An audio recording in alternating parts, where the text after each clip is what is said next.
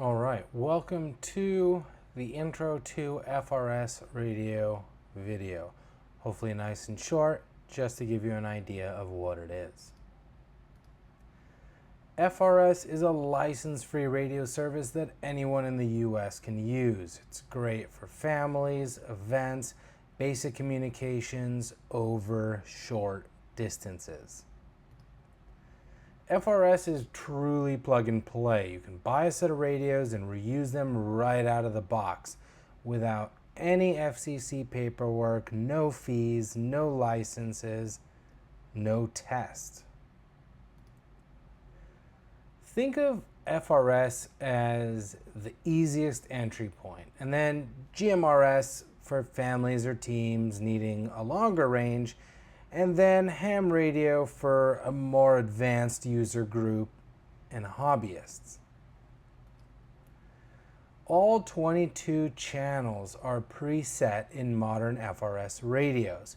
Power limits may vary between channels, and you should check to make sure your device specs ensure it complies with FCC rules. But if you bought it from a reputable retailer like a Big Five or a Walmart or even a Home Depot, I've seen them at, you're more than likely in good shape. FRS radios are designed for simplicity, compact, durable, ready to use. No external antennas, usually, sometimes there are, definitely no advanced programming required.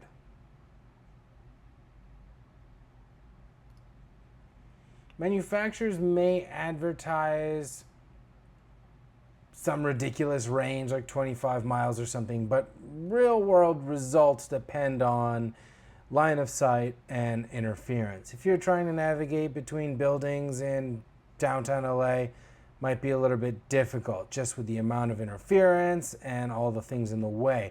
But if you're in the middle of the desert and you can see the person a couple miles away, and you have nice clear line of sight and there's nothing else going on in the area, might work quite well.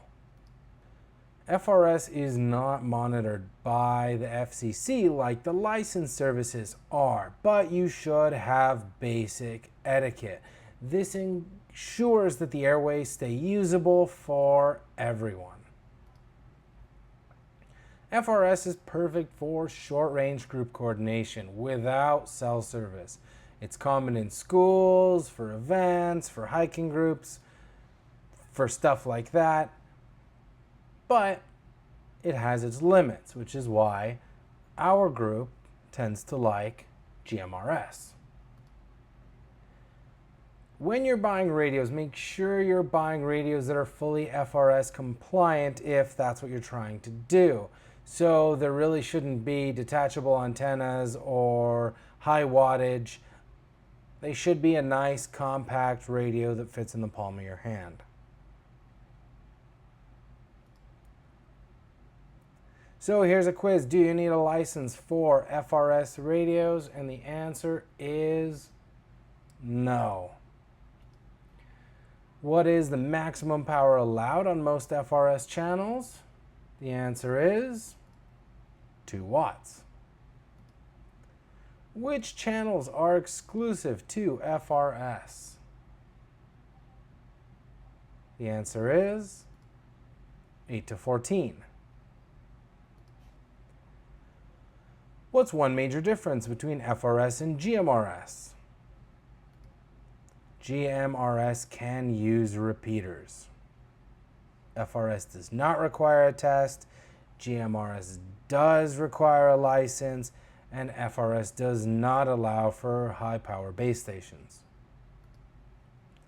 When should you avoid using FRS radios? The answer is D, areas with posted restrictions. Anyways, thanks for watching. Hopefully this makes a little bit of sense for you. Please like and subscribe if you found the video helpful to help us build this channel. Ask questions in the comments and check out the linked videos, follow-up tutorials, or explore our page for anything else you might want to learn. Thanks.